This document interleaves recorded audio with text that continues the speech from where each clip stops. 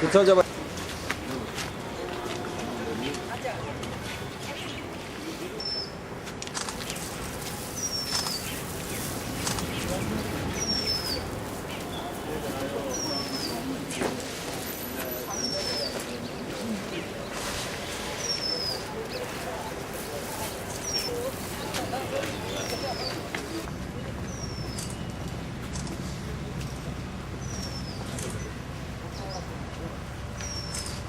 चला बैठो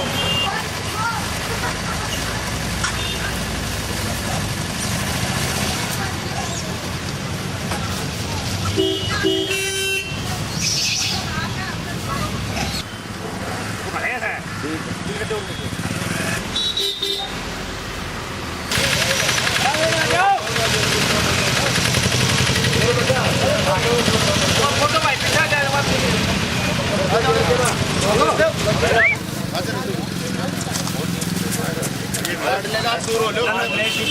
और ही सब बात है वो नहीं पड़ा है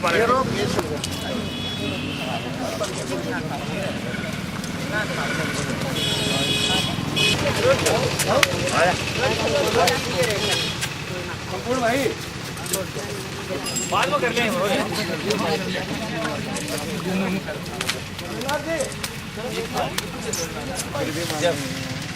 आज बात हो रही है कौन पाड़ा उसका जी रात में रहे तो ये लोग ये फोटो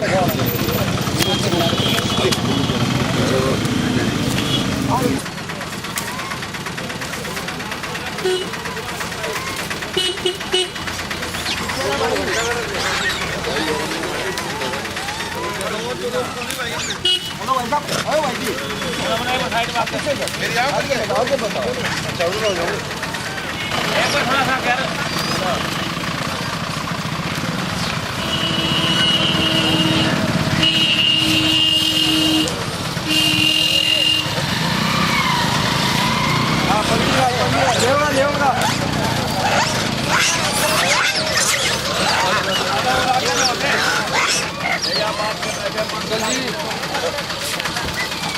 रहेगा तब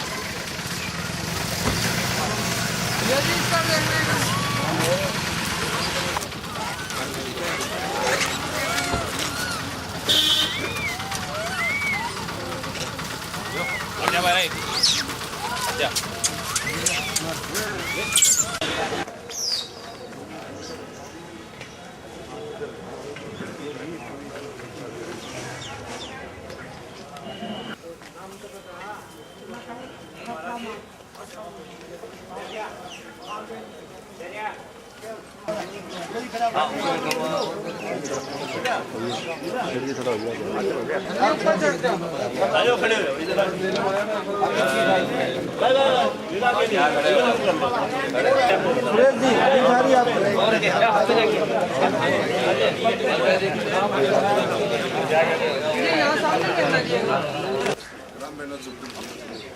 राम में न बांध दो राम ठीक है राम में ठीक है वहाँ पूजन करवा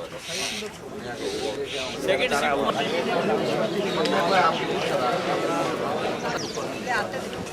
भाई साहब आगे साथ करो साथ ले आप सनी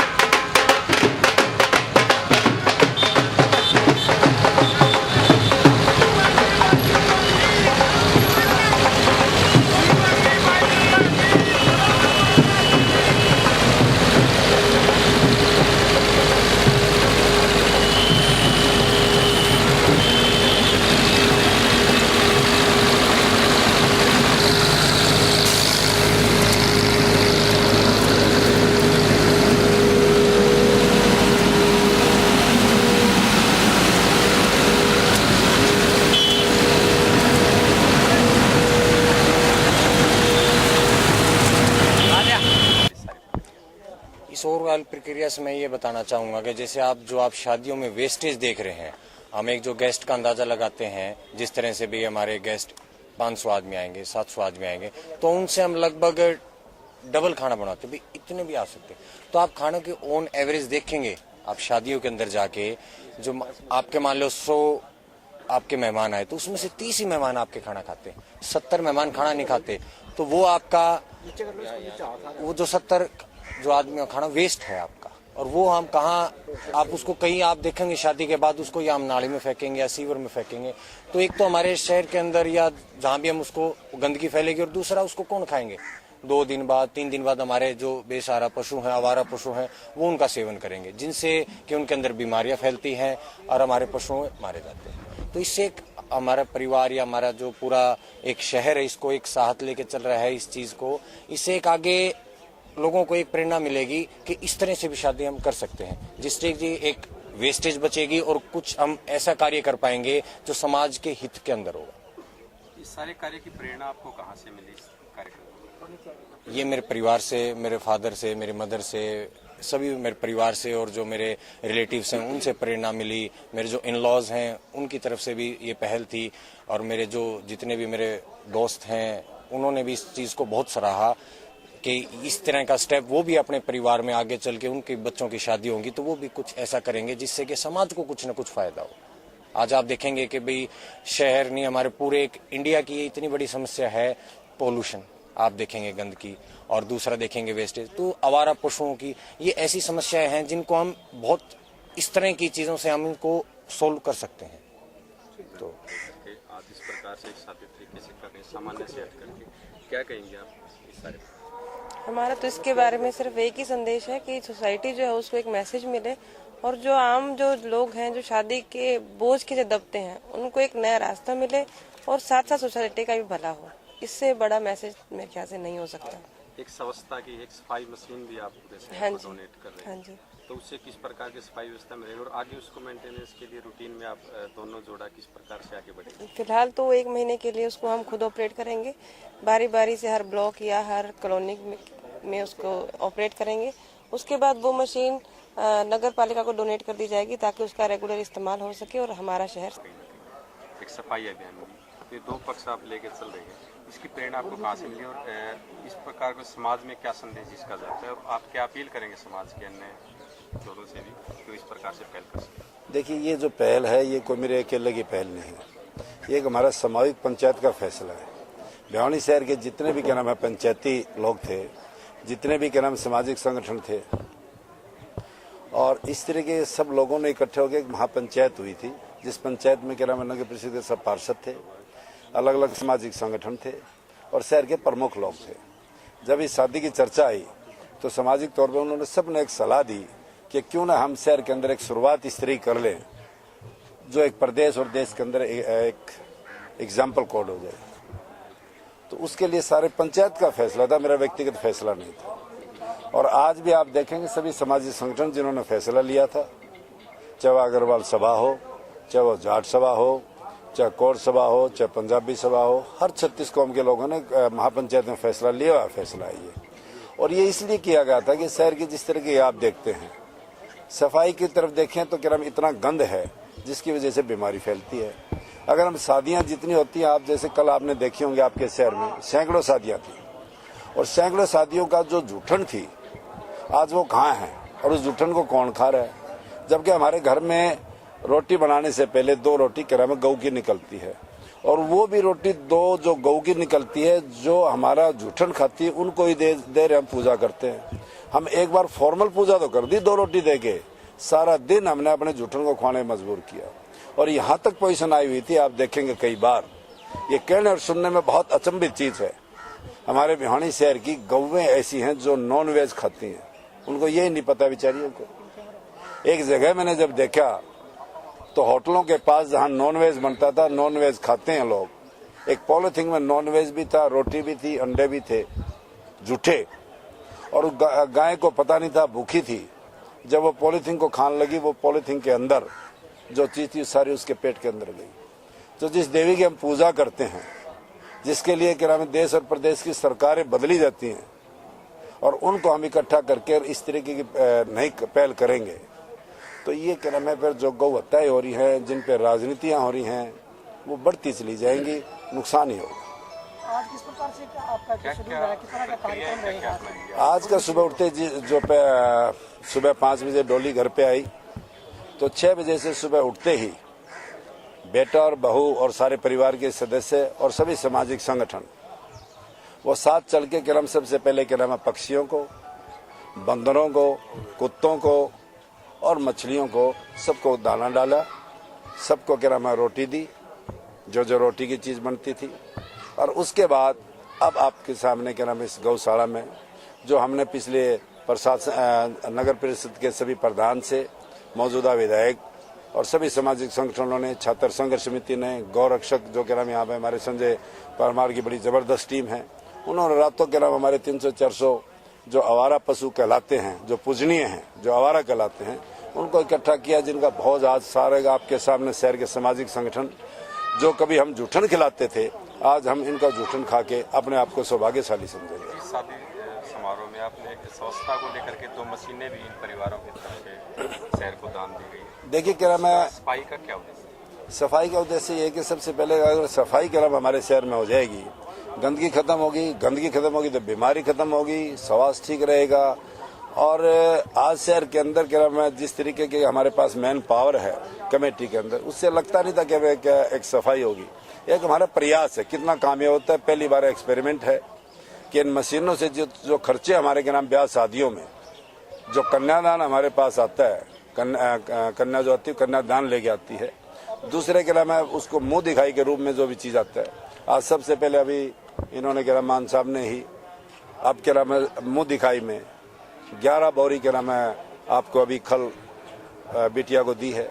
इस तरीके से के नाम हमने फजूल खर्ची की बजाय, जिसको फजूल खर्ची एक दिन के नाम हम खा के फजूल ही करते हैं, हर चीज बचेगी।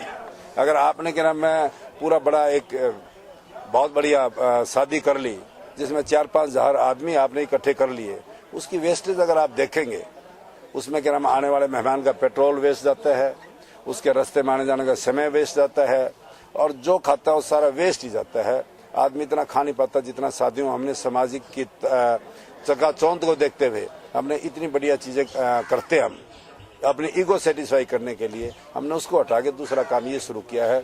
भगवान से प्रार्थना करते हैं, गौ माता से आशीर्वाद लेते हैं कि ये कामयाब हो जाए। तो हर सामाजिक संगठन का मन है कि भाई सफाई हो, और ये भी पूरे समाज का महापंचायत का फैसला है, अकेला हमारे परिवार का फैसला नहीं है। हम तो परिवार उसके आदेश की पालना कर रहे हैं।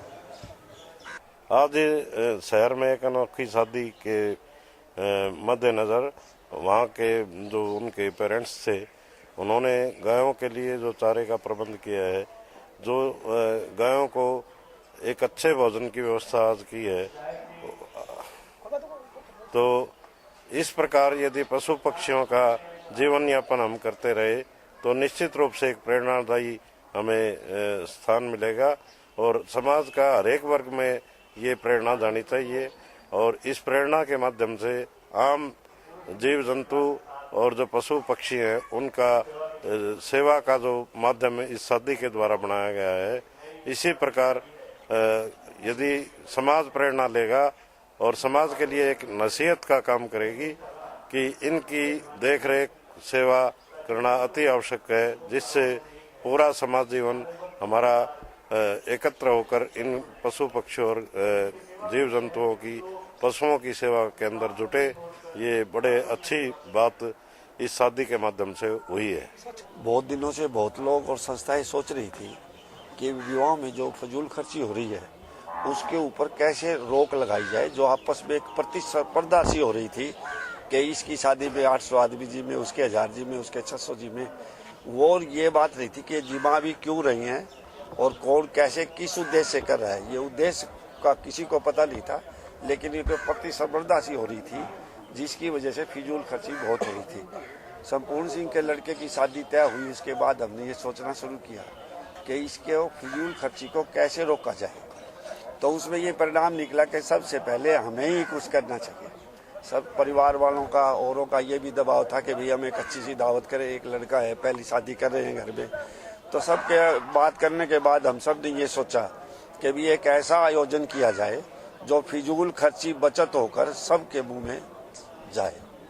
तो उसी तहत हमने ये प्रोग्राम किया, एक हल्की फुल्की सी पार्टी करने के बाद, और ये गौवों की, सांडों की, पक्षियों की हमने अपनी तरफ से हम ये पार्टी और डिनर और लंच इनका ही कर रहे हैं। दिनों से भी प्रयास था और एक हमने ये उदाहरण पेश किया है और कोशिश करेंगे हम अपनी तरफ से कि समाज इसको आगे ले जाए। और समाज के बहुत लोग, मैं समझता हूँ कि सोचते भी हैं कि ये फिजूल खर्ची कैसे कम की जाए।